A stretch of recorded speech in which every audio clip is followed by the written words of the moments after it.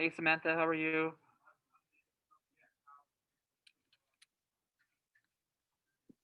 I'm good, Alfredo. How are you? Good, no complaints. Are you our moderator today? No. As soon as Kristen gets on, I hop off. Hello? Hi. Oh,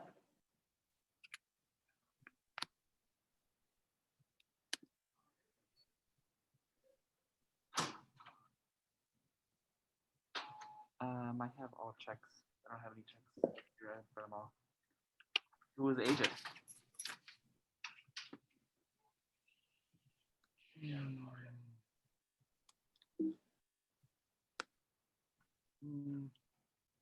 worries. I don't have any checks up here now.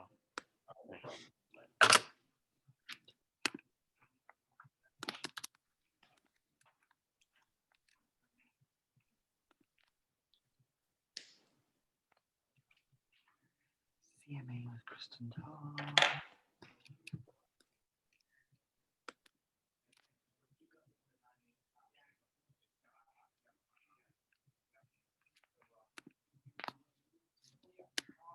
CMA.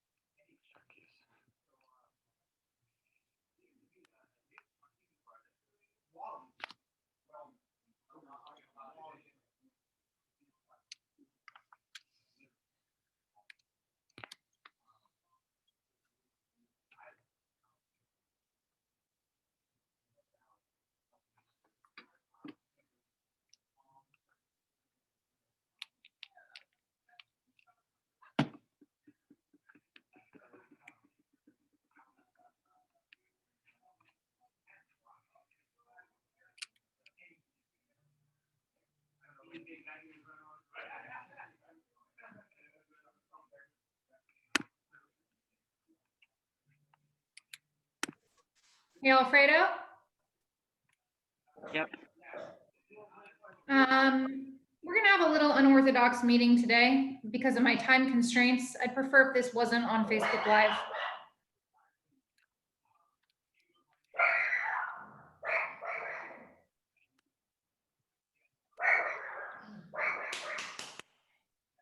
Thank you. Let me grab my barking dog. Hello, guys. hello. Hey, Mom. Hey, Kristen.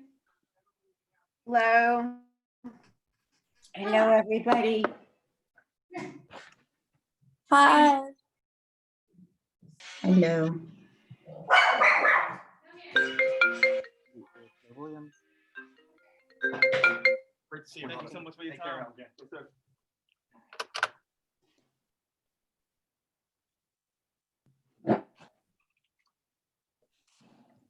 Sorry. Okay, guys, bark collar is on the dog. I should be in Studio City right now, but I'm here. Hello, Hello. Where are you supposed to be? Studio City. Oh. But I'll be brief about why we're going to do things a little bit differently today. I have 2 deals that are dying right now that Oh. and will require like 8 back-to-back consecutive coinciding miracles to pull off. So I need every bit of time and energy and resourcefulness that I have today. But on that note, this is still something that's really important to me. So I'm not going to pull up the MLS and CMA class today like I normally do. I'm not going to show you any actual examples. We're going to talk all lecture, all concept. There is a very inclusive with MLS example video of my CMA classes on my YouTube channel. So I highly recommend that you watch that. And I'm so sorry, guys, but as you will find out, as you continue in this business, nothing comes before those miracle moments. That is what's going to make or break your career. All right. So with that being said, let's talk about what a CMA is. A CMA is historical evidence of value, right? It's a historical evidence of value based on what? Past sales. So one of the biggest mistakes I see in an actual CMA or a discussion about one. And by the way, you should be using one for your buyers when you make offers, and also for your sellers, your potential sellers. I have here, somewhere here. So a CMA is used in both instances. You're also going to find that you might need to pull them for clients as favors. It's a great way to get business. Okay. And maintaining touch with your clients. You know, I like to, and I'll be honest, I don't find the time to do it, but if I had all the time in the world, I would pull one annually for each one of my clients that bought through me. So they can see where their property value is. I got the hair. Good. So it's the biggest mistake I see is that agents pool a CMA with pending and active under contract in. So a CMA is only valid with sold properties, guys. An appraiser and no one else knows what the final sales price is going to be. Not even the listing agent, buyer's agent, buyer and seller in an open transaction. They don't know what it's going to be until the day it closes. I'll elaborate a little bit on that. So you have an accepted contract price, right? But then you have inspections. That price could change based upon the findings. There could be credits, reduction of purchase price, a combination of both.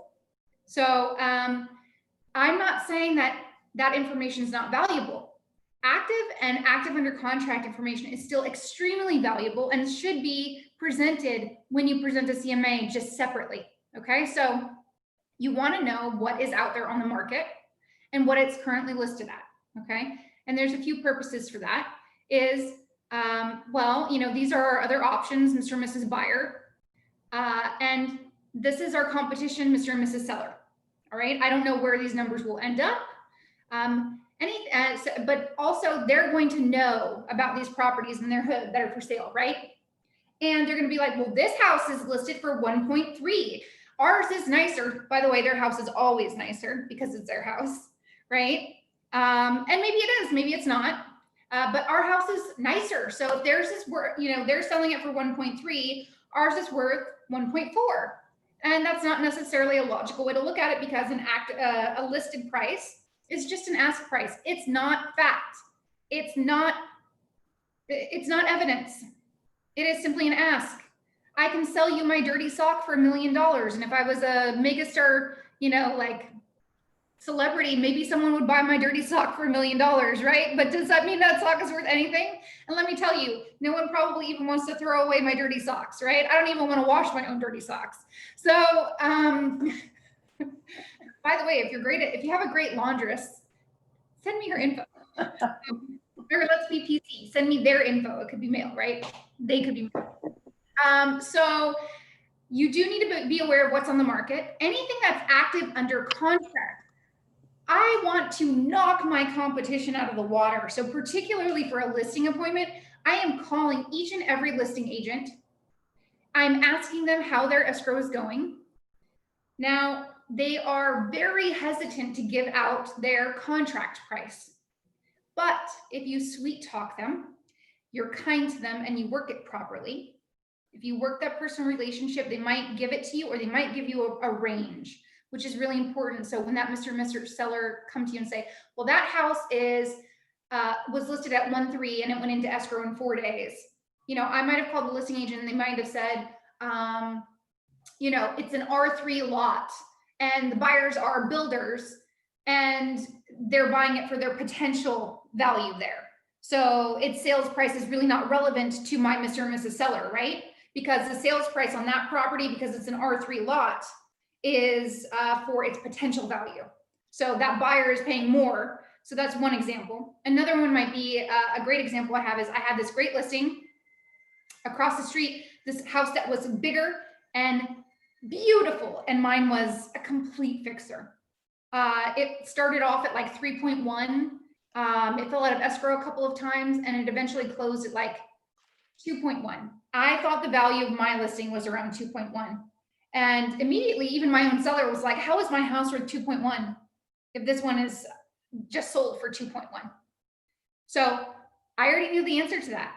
And I knew that I was going to have to explain this over and over again to anyone who called, showed it, came into my list, to my open houses, was that house was riddled with mold and there was fill out of escrow 2 times, closed with a buyer with that reduced purchase price and a credit of like $80,000. Okay, so that makes that 2-1 price closer to 2, right? And they still have to, you know, do months of mediation and work and hundreds of thousands of dollars of work to that house. So don't take anything at face value. Read agent remarks and anything you're looking at. I want you to know why active and active under contract are still important. I actually pull active under contracts. I'll print out the color agent full version copies. I will write my notes. I want my clients that I'm meeting with to see the work I put in to getting that information, right? And they're much more likely to take the information I have as valuable and accurate because they see my notes on there. So it's just a visual trick I use. Everyone does things differently, but I'm telling you what works for me. So I get all that information. Now we're on to the actual CMA, which, like I said, only includes solds. So let's talk about what affects value. All right, so location.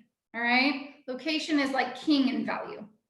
Okay, then it comes down to the actual home.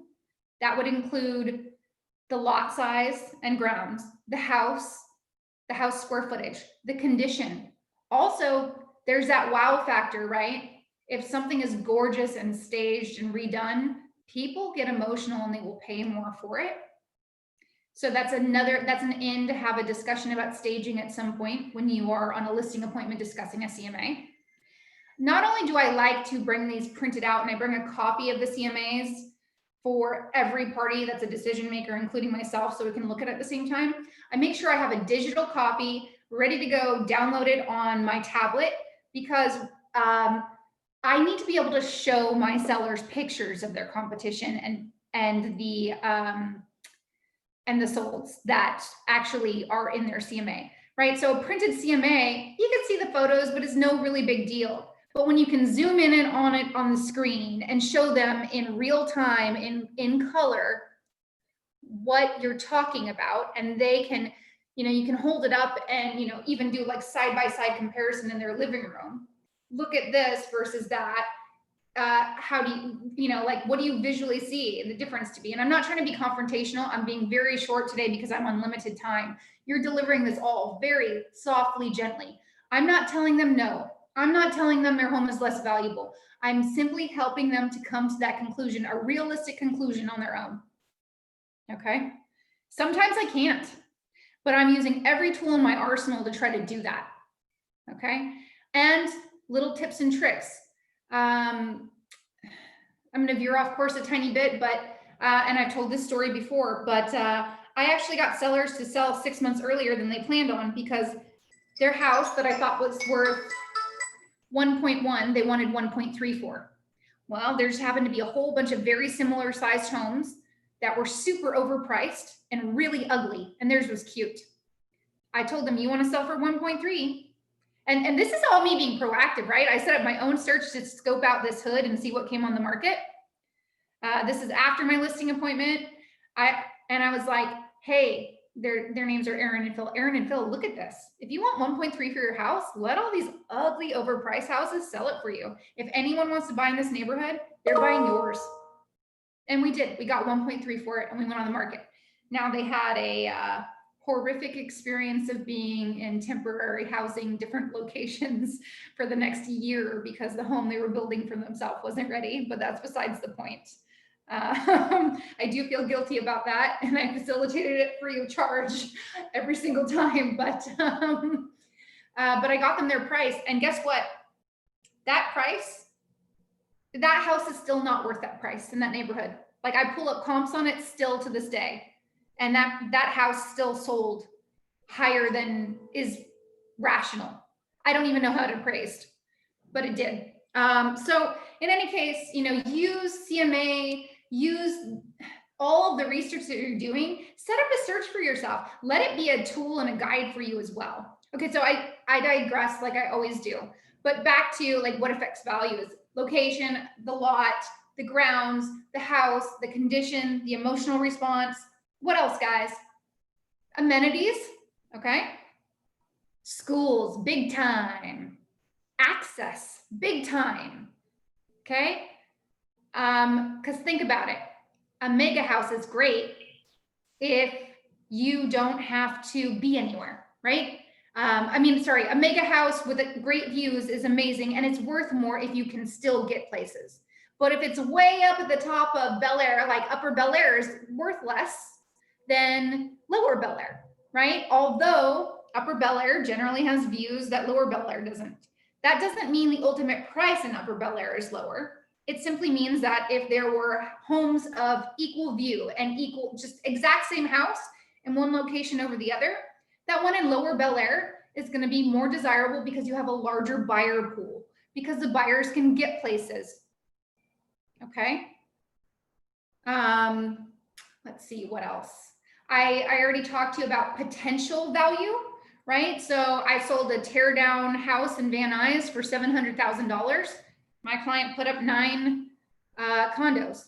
He's almost done with them, right? So that house probably wasn't worth a cent over 600. Actually, I think we sold it 750, but he paid 750 for it, all cash, because of what he could build there, right? So potential value is another one.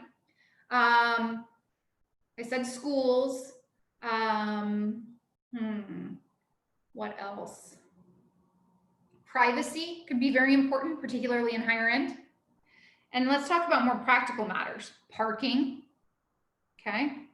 If there's no parking, or let me tell you, if it's a Hills home and that driveway is sloped where you're scraping the bottom of your car getting in, or a woman's gonna have trouble getting up and down into her house in shoes, that limits your buyer pool. So essentially, home value all comes down to how desirable is this to as many buyers as possible, right? Which comes back to supply and demand.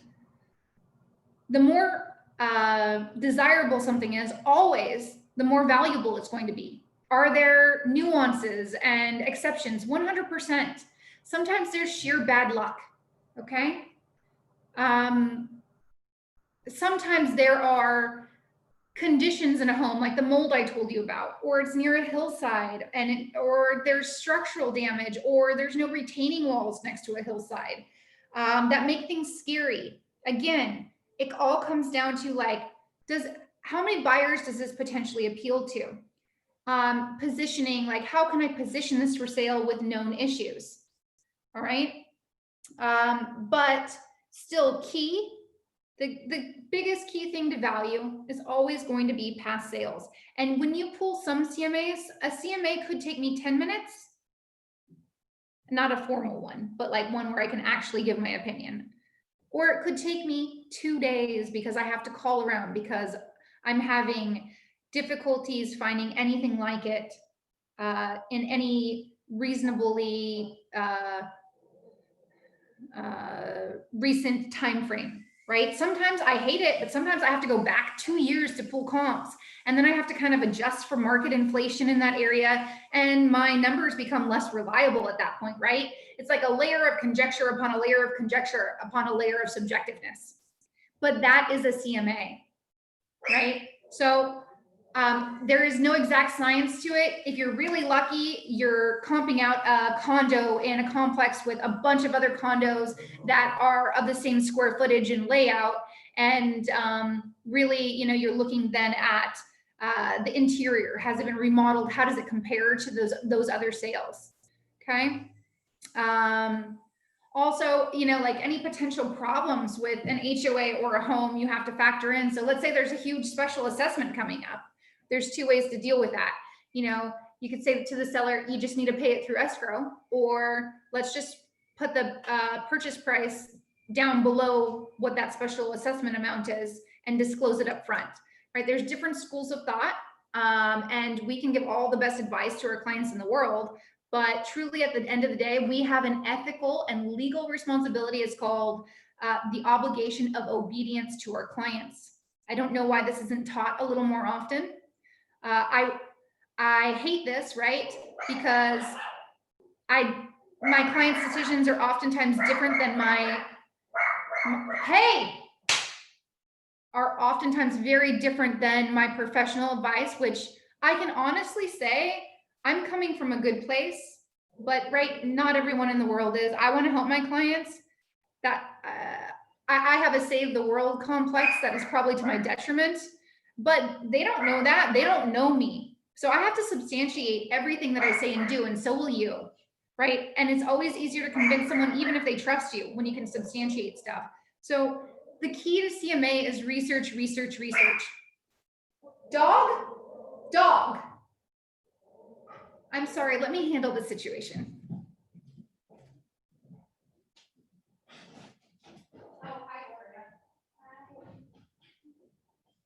I'm teaching a class in the living room. Come on, out. I'm good. How are you? Good. Dog, you're getting locked up. No. All right. So, sorry, I'm back. What were we talking about, guys? You said research. Research. Yeah.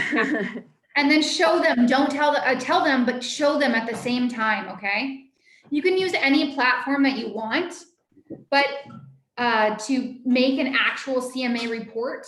But again, as I always say in all of my classes, every presentation piece that I bring for my clients is more of a reference place for me, a visual reminder of me, and it's custom. I change my CMAs, my buyer consult packages, my listing presentation for every single client.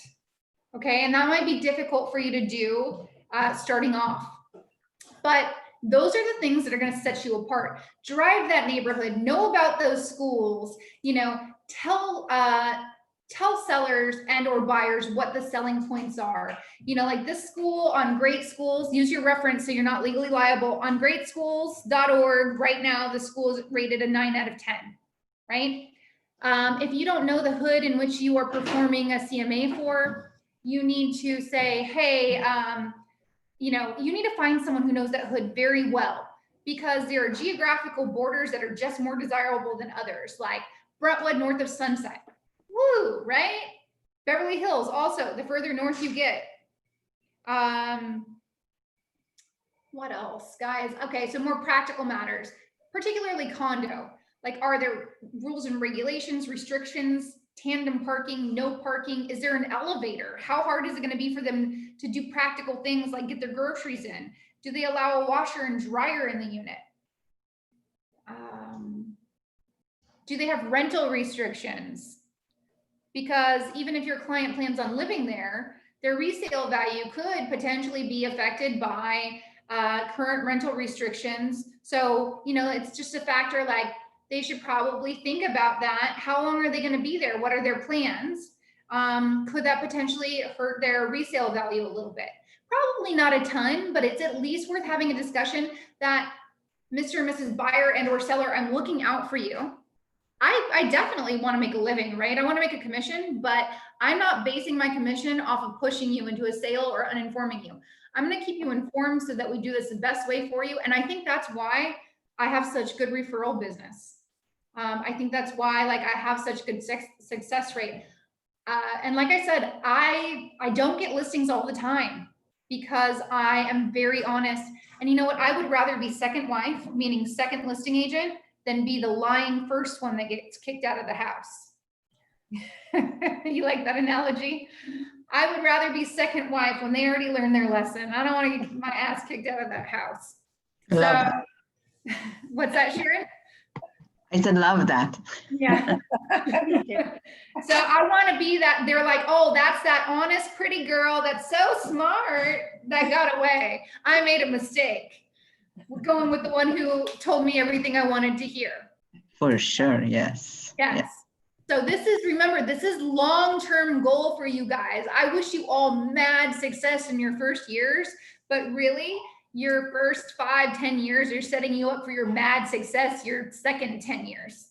Okay. And that goes your word, your bond, word of mouth. You can market all day long. And I defer from a lot of the Keller Williams platforms in that I'm quality versus quantity. But I think that is more relative in our super sophisticated, very different market compared to a lot of the national markets, because KW is a national company where they're teaching you just to nurture that personal relationship, cater.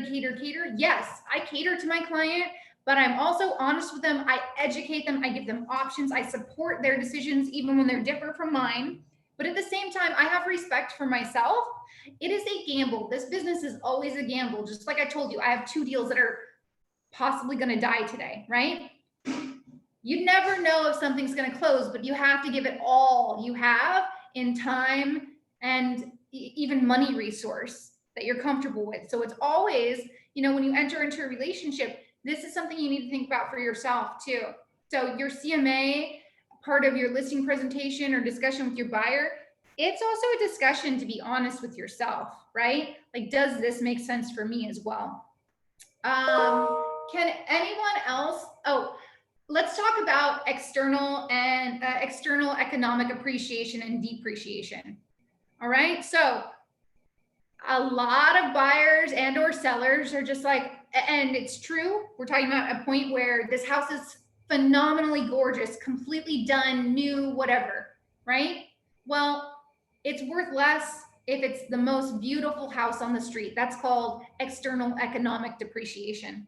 For a buyer, they would, financially, maybe not emotionally. So if they're choosing, they want that beautiful house. And let me tell you, I'm along with them. I value my home space and how I feel in it so highly that even as a real estate professional, I may choose the house that is beautiful and makes me feel beautiful when I walk in and comfortable and centered. But it is a discussion to have with them. The best long-term financial choice is the ugliest house on the nicest block. All right.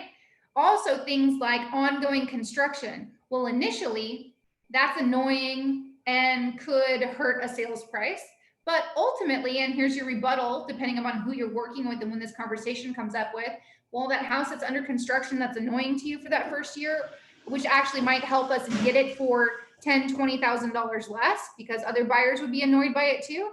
That might make your house worth more because all of a sudden you have beautiful new construction in your street. The prettier it becomes, it's this, it's a natural response, right? How good do you feel when you drive down like in the streets in Hancock Park or Truesdale and you're like, oh, it feels so yummy to be here, right? So even though they're not per se thinking about external appreciation and depreciation, it's a real thing and it's a discussion to have. Can anyone else think of any things that might potentially affect value? Help me out here because I'm scattered today. Just being, let's say, next to a freeway. I mean, Oh, maybe yeah, location. or just, yes. Yes, just so you know, guys, you can look this up somewhere.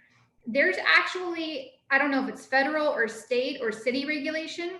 There's regulation that schools and places that have children, like daycares and schools, cannot operate within a certain distance of freeways. And that is because you'll see these tiered maps of colors like red, orange, yellow, green, worried about the potential environmental hazard and the development to children and the noise level. Okay, so there's 2 factors there. But, some people, they're not worried about that or they don't have children. It is just something you should know about, particularly when you're pricing a listing. Okay, that, because you're so close to the freeway, this could be a major issue for you. Also, things like ADUs. Okay, as long as there's still parking, something like an ADU, which by the way, you wouldn't apparently see when you're pulling comps and you're looking at sales. So when you are pulling properties to use as comps, you look at every single photo and you read every single piece, every single word on agent full detail on the MLS before you factor it in to any kind of CMA. Because if you see things like ADUs, particularly if it's nicer, fully functional with showers, kitchen, that's going to add some value there. What else? Security, like Hidden Hills, places like that. When you get into higher end, that matters a lot to those people, the people of high net worth like that can buy. And what about like areas that are like gentrified or areas that are, they're going to be the next hot spot and, Yes, and all of that? yeah. Yeah, that would fall under the external economic External. appreciation. Yes. And a great way to talk about that is to show your clients what is currently on the market. But also, I told you, drive that neighborhood, take photos of what's under construction. If you see a sign up, call that developer. You know, a lot of times the agent that sold as the buyer on that property is going to represent that builder on the sell side. And you can ask them what plan for pricing do you have when it's done? When is it going to be done? You know, like one of my deals that, please send good vibes my way, that I really want to save. You know, it's the house has a lot of problems, but it's on a street where there are like 8 homes under major renovation and additions. And even though the house isn't great and it's got problems, even then I showed them, I physically walked with them. I took the time when I did the showing, but I drove by before I'd actually sold a house down the block. So I was super familiar with it already. I was lucky. But if you're not, you get there like before you do your CMA even, but if like you run out of time, get there 30 minutes early, drive all of those blocks, pick out, like write down the addresses of what's going on. And if they have time, take them around and show them. Again, don't take my word for it. I will earn your trust. Let me show you. Right? Like I'm telling you the truth, but you don't have to take my word for it. Let me show you. So that makes sense? What else, guys? More ideas. What could affect value? What should we think about? Zoning and HOAs. Yeah, zoning and HOAs. High HOAs though, oftentimes come with full service. That's a different kind of buyer. So that could play in your favor. It could not. It is what it is. It's that type of listing or that type of purchase. But yes, if you see extremely high HOA dues and you don't see a lot of services, there's probably an issue with HOA mismanagement. So that's a factor. Yeah, the health of the HOA. I actually started writing an article about considering buying a condo. Before you make an offer, inspect the HOA. The health of the HOAs can be, the HOA reserve account and the way it's operated can be a deal breaker. And that's much easier said than done, because most listing agents don't do their due diligence and get HOA docs or have any information on it until they end up in escrow. There's not much you can do about that. It's a whole lot of wasted time and money, but it is what it is.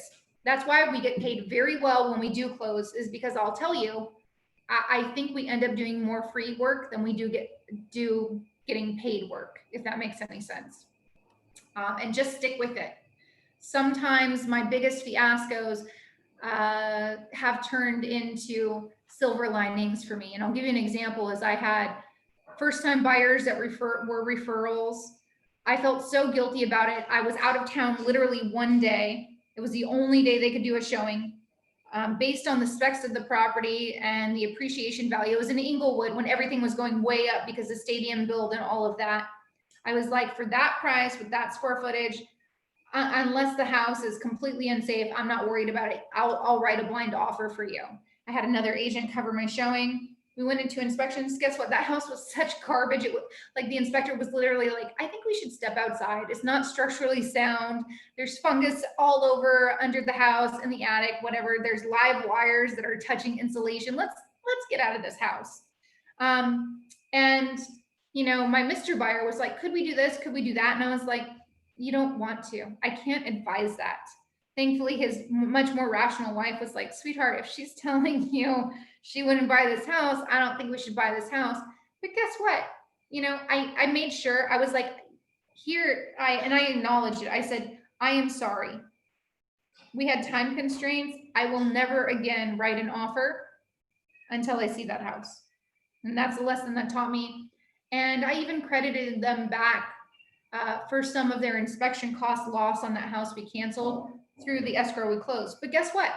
We got into another contract for, I think, almost 200,000 higher. I was very happy to reimburse them like $600 for inspection fees. And they have sent me 5 referral clients out of it, right? It's being honest, knowing when to walk away. Your client need comes first. And that's very hard when you're a new agent and you need that money. I know, but this is any short-term win you have is probably a long-term detriment unless everything just goes right. So that being said, Any more ideas? What can affect value? Problematic people in the building. If there's an HOA, are people not paying their dues? Are they in foreclosure? Okay. What about if there was, say, a homicide or something like that, some sort of Oh, tragedy that happened? Yeah, that would extremely affect the value, and that should be disclosed in agent remarks, probably up Of front. course, yeah, of course. I hear like 20 cats meowing. Can you give me a second? I want to know like if there is a family of kittens that have been dumped in my driveway.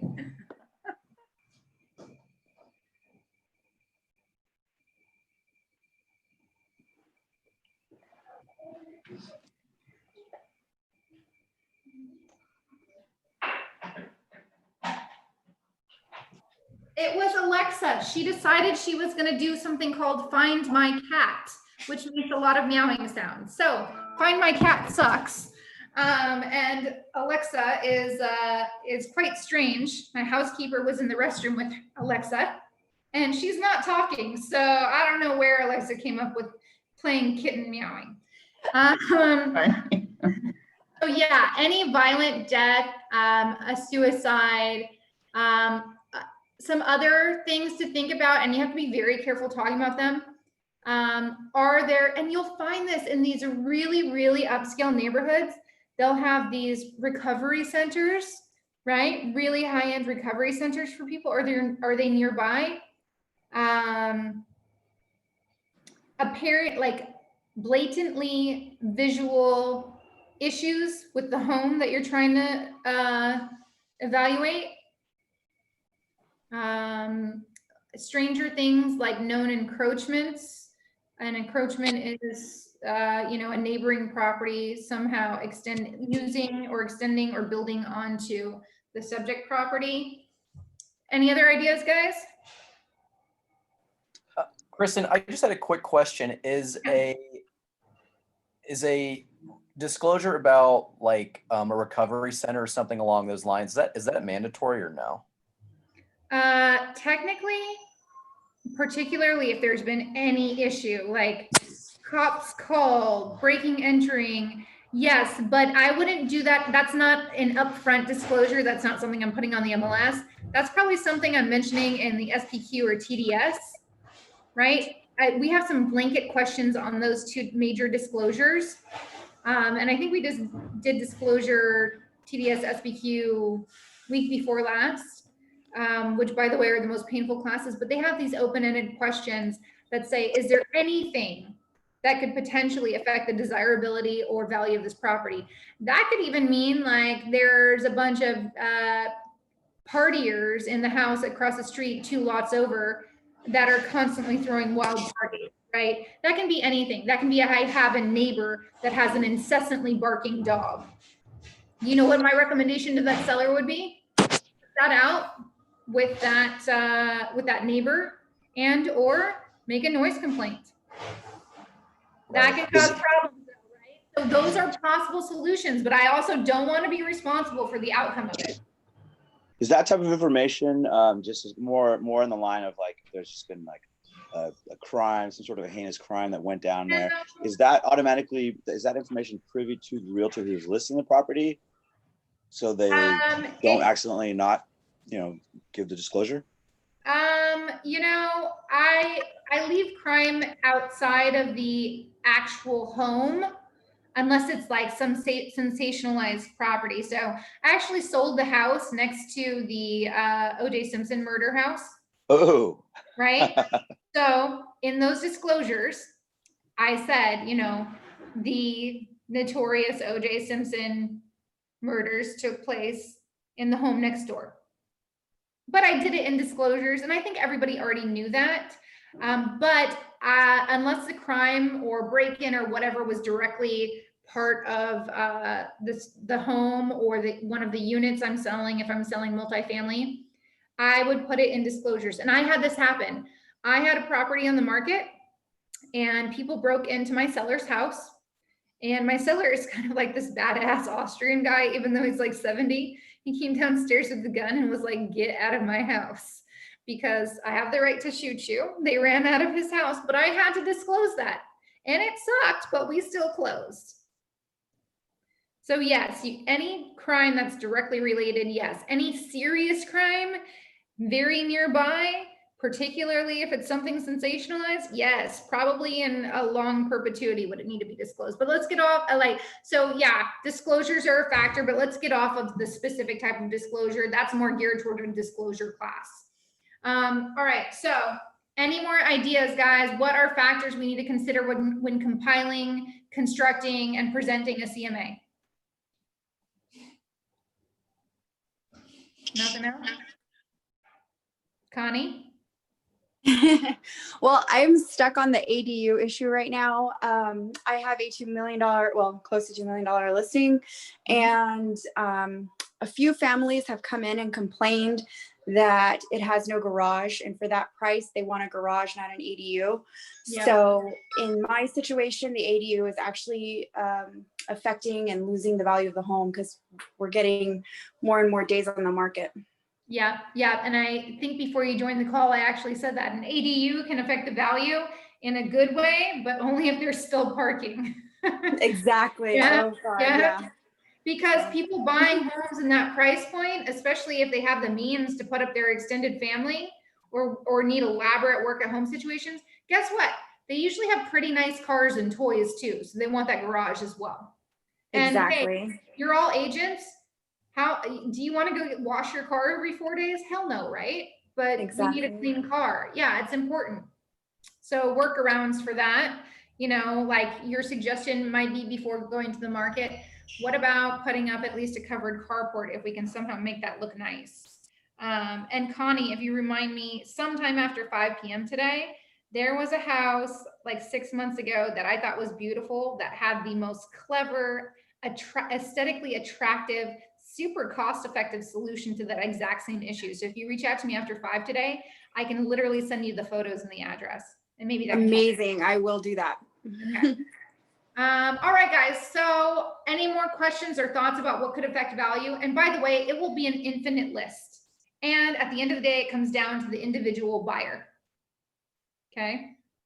But anything else? How old the property is? When was the last time it was renovated?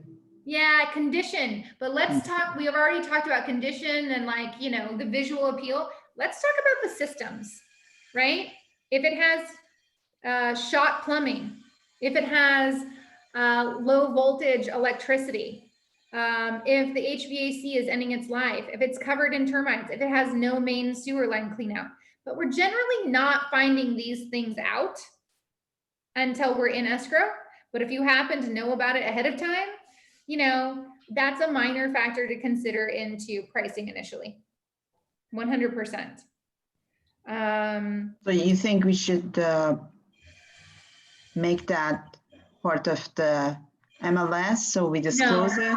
No. And actually, I used to be the presiding officer at the ethics committee for our board, and I got this question wrong, so I'll always remember it. Was, are you violating your actions and duties as an agent if you over disclose in the beginning? And I said, no. How could you ever over disclose? The answer was yes, because these are things that people might be willing to deal with or work out for smaller credits. But when they see all of the negative up front, particularly when, unfortunately, we have a lot of agents who hide really important things that should actually be disclosed up front, they read all these things and they're like, oh, I don't want to deal with that, because they're thinking all of these other homes that aren't disclosing a lot initially don't have any of those problems, when they very likely do. So no, but what I would do is I would disclose this, you know, during the standard seller disclosure contingency. Okay. And remember, unless they're buying new construction, they shouldn't necessarily be considering those things at this time. Oh, and it's off topic, but guys, fireplaces are always effed up, always. Okay. I've had 2 good ones in my entire career, even on new construction. They're always effed up. I prepare my buyers that it's going to be effed up. It costs a lot of money. We want to know if it's safe to operate.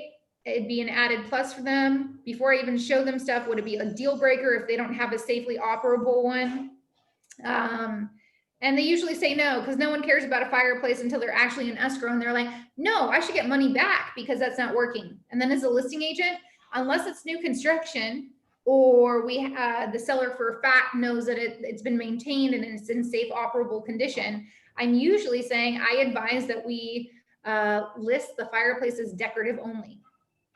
And I do put that, there's an MLS drop down for fireplace. I think one of the options is decorative. And then, you know, I could also put that in private agent remarks. Okay. Gotcha. So let's move on. If you guys are ready, let me know.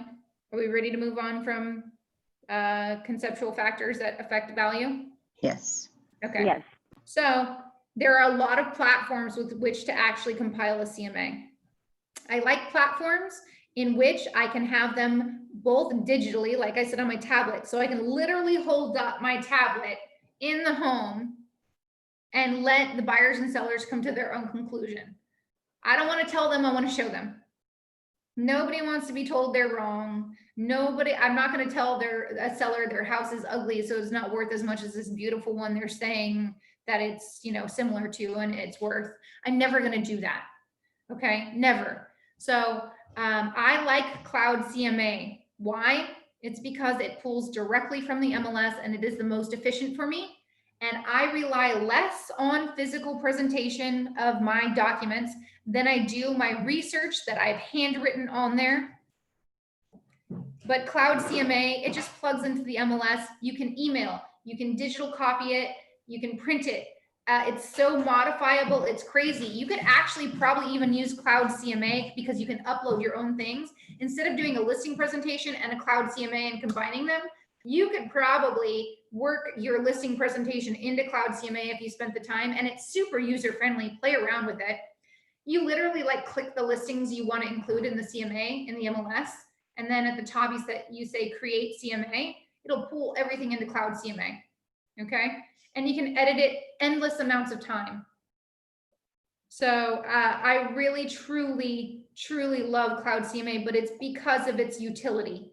I'm sure there are gorgeous ones out there that probably have more functionality, but I don't trust a program's functionality over my personal judgment and research on a property. And that is why Purple Bricks doesn't work in our high-end market and they got chased out. That is why you don't see people listing with Redfin in our market. You might see one or two, right? It's because your personal worth as an agent and your research and your personal experience touring homes, tracking what's going on in the neighborhood, it's very qualitative. All that stuff is based on algorithms. You know, agents who work for places like Purple Bricks, Redfin, they get paid jack, right? It's like, why does a super skilled hairstylist work at Supercuts? Hell no. Okay. Why would you go to Supercuts to sell your house? Right? That's just your hair. So again, it's very subjective and I don't always have the answer, but what I'll say is, look, I don't know exactly this, but let's talk about all these things. A, B, C, D, E, F, G. These can all affect your price. I want you to be aware of them. We can try it this. These are workarounds for that. And again, on the buyer side too, I told you CMA is just as important for a buyer, particularly roping them into writing an offer that actually makes sense. I will write the most ridiculous offers on earth, but at least I pulled my comps and I did the best job I could to get my buyer to write a reasonable offer so that I'm not wasting their time and mine. And also I'm not losing good faith and will and embarrassing myself with that listing agent or offending the seller. But I have a duty of obedience. I have to write whatever offer they want me to. All I ask for in that instance is a counter offer. So I love Cloud CMA because of the ability for the MLS to feed all the information in directly instead of me having to, you know, take all those MLS numbers down, pop them into something else. And I don't care what kind of features they have. I maybe even distrust these fancy features because they're simply going based off of statistics. That program does not have the ability to read agent private remarks, to call the listing agent on that deal. They don't look at the aesthetic of the home. Okay, so keep it simple. Use what's easily available to you. spend your energy, your money, and your time on the stuff that's going to set you apart.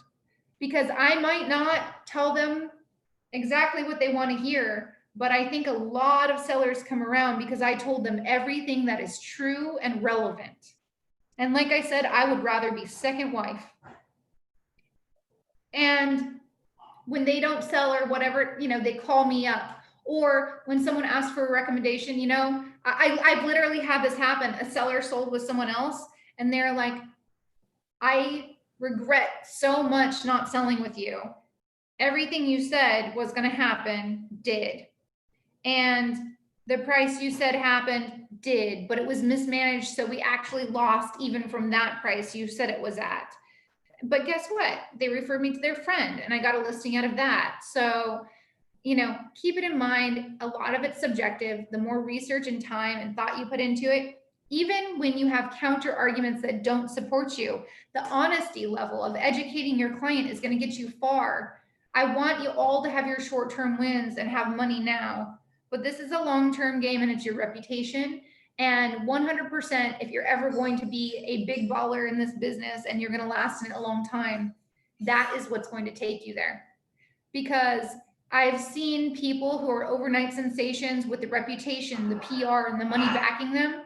But when they don't know what they're doing or they displease their clients, they fizzle out real quick, right? So just keep that in mind. You know, if I have a listing presentation, I might, over the course of 3 or 4 days, actually need 3 or 4 days to gather all of that information, call all of those agents on the past sales when I see anomalies higher or lower than I think it should be in sales prices, to call the active under contract, to drive the neighborhood, to do the research on the schools, to look at it on Google Maps. Also, I think another big thing that people don't account for is that, first off, public records can be wrong. So you may want to have an initial discussion with your potential seller client. Hey, this is what public record says, that you have 3 bedrooms, 2 full baths, and your lot is this. Is your lot flat? If I know it's in an area that can be flat or not, is your lot flat? It doesn't matter if you have a 20,000 square foot lot, if only 7,000 of it is flat, your comps are really probably closer to, you know, something similar. That's a hillside property, unusable land, or like, you know, a straight up flat 7,000 square foot lot, because that's all that's buildable.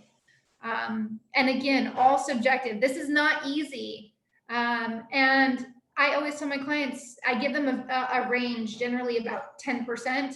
And the higher I get into a sales price, the larger that range is. But I never say, I think your house is worth, you know, $1 million. I say, I think your house is worth between $950 and $1.05 million. And these are the steps we could take to get it closer to that $1.05 million mark. And if you want to just sell it as is, I think we're closer to this price. But all in all, I still recommend listing slightly under, so that we get more interest, more views, more offers potentially, and potentially higher sales price with a backup offer. Guys, push trying to get that backup offer. List at a lower price. That backup offer gives you so much ammunition in negotiations, which protects the actual closing proceeds for the seller. All right. So I have a few more minutes, 7 more minutes. If you guys have any questions about this, let's talk about it. Hi, it's Anastasia. I have a question. It's not like related to the class today. It's like related to PAAZ, the form that you have to provide before showing. So like they have like 2 forms on the car. One it's like from April 20, another from April 30. Which one shall we provide? Because I know from the April 30, it's the one that like you can show couple properties, and the one from April 20 is only. All of them, you can show multiple properties as long as they're on the same day. Okay, so and also like the property, so yeah, I put the property address and also the date of the showing of the date of the signing, because I have to send this form before I will schedule like the property showing. Yeah. So I'm scheduled on Sunday, but I want my clients to sign it today. So shall I put like today date? Yes. Okay, I got it. Just double check with you. Yep. Thank you. Yep. You're welcome. Anything else, guys? I'd like to try to stay on our topic if possible.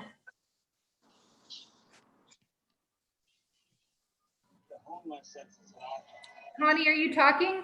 I was just saying the CMA, I like to use the Cloud CMA as well, but would you recommend the RPR or no? Just stick to the CMA? Or I'm sorry, Cloud CMA, sorry. Yeah, Cloud CMA. Okay. What are you saying? I think I misunderstand your question. Oh, because there's I think it's called RPR, Real Property Report or something like that. And they have like a version of a CMA, and I was trying to use it, but I felt like it was, like you said, the Cloud CMA seemed better. So Yeah. okay. I don't know. I'll I'm try not that. familiar with RPR. But hey, guys, I hope you guys have so much success in business that you can hire an admin who can go try 20 of them for you and show you all on the same one so you can decide what you like. That's what I hope for you. But at the end of the day, right, all it is getting all the information, being prepared, and showing that you're a better, more educated agent who cares about your client than anyone else. And I don't think whatever platform you use, I don't think that matters. As long as you have the information, they believe it, and you have that personal connection with them, right? Someone could have the fanciest hardbound CMA listing presentation on earth, but if they think I'm a better, smarter agent who's going to protect their money, they're still going to hire me. Okay. Right? Good. Yeah. Don't get me wrong. There are still those people out there who are like razzle dazzle. And I've worked for some of them personally. I used to work in high end, who come in with this like champagne and my gold plated like listing book. And people are just like, ooh. Well, if I had the opportunity to meet with those same agents, I would say, hey, I designed that book for them.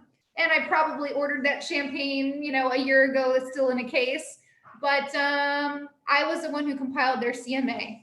And I know that information. They have a new hire, probably just like me, who's doing it for them. What they know how to do is look good and impress you. What I know how to do is sell your home and get you more money.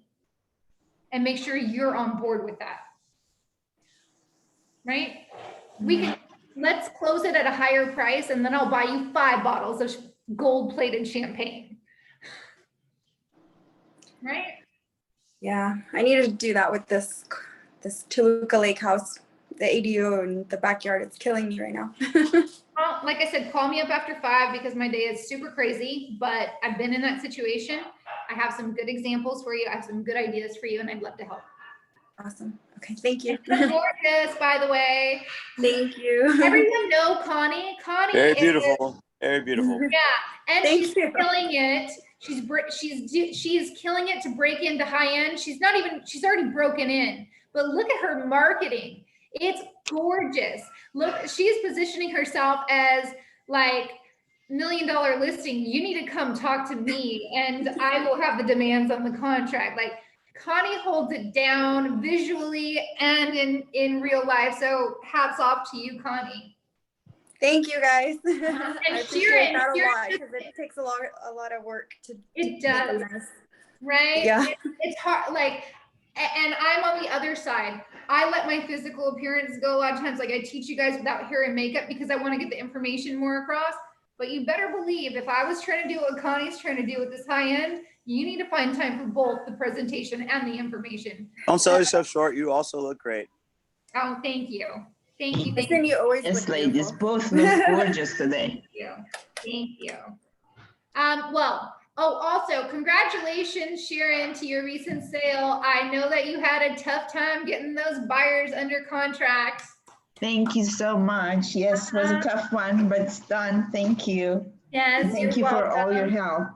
You're welcome. Emery and Emma, who are on our call, and Carolina, I still can't get it right. I'm sorry, forgive me. They are new agents with our office, really new, and Irene. So guys, yes. These are all amazing agents. I want you to know who they are and welcome them to the office. Arms wide open. I'm so happy to have all of you. Welcome. You guys everyone. came to the right place. Absolutely. Thank you so much. Thank you, guys. Welcome. Okay, one ask I have from you. Please, not even out loud, just in your head, send me a positive vibe today. I need it very badly. That's all I ask in return. Absolutely. With your Yeah. class. You're Good gonna luck get it done. today. Good Yeah, luck. you're gonna get it. You're gonna get it. Thank you. Thank you. If you Good guys luck. if you guys are mentees, go to your mentor now and ask them to assign you a property to do a CMA on. Good luck. Okay. Okay? Do one on my Okay. Cartwright. Do it on your cart, right? Do it on my listing, guys. I would love all the feedback. It's like a BPO, a virtual BPO. Yeah. Yeah. Tell the address. It's 4634 Cartwright Avenue, Toluca Lake, California, 91602. 4632. 4634. 4634 Cartwright, Toluca Lake. Yes. Okay. Got it. Thank you. Okay. Thank you, guys. In Thank doubt, Thank you. you take what you just learned and quickly make sure you go take that practical part with your mentor. Make sure you get a physical CMA put together while this concept is still fresh in your mind. Hunt their ass down, make them commit to a time, give you the property address now, compile it, bring it to them, have them help you fix it, and then see if they will mock play with you. You be the seller, they be the seller. Take a turn, okay? Okay. Only gonna remember this stuff if you actually follow up on it. Okay. Mwah. Mwah, mwah, Thank you. Bye. Thank you. Bye bye. Love. Thank you. Thank you. Guys. Thank you so much. You're welcome. Thank you. Bye, guys. Thank you so much. You're welcome. Hey, real Yeah? quick, whoever's still on, if you guys email me that CMA that you guys think that the property's worth, I'll email you back and you can ask me any question regarding my marketing and I'll send you a personal answer for it, okay? One And that's question. valuable because I want to You're steal welcome. the marketing, okay? I want the marketing. All right, I'm sounds jealous good. of Connie's marketing and her hair. Bye, guys. Bye, guys. Bye. Thank you. Thank you, You're Christen. welcome. You're welcome. What's in chat?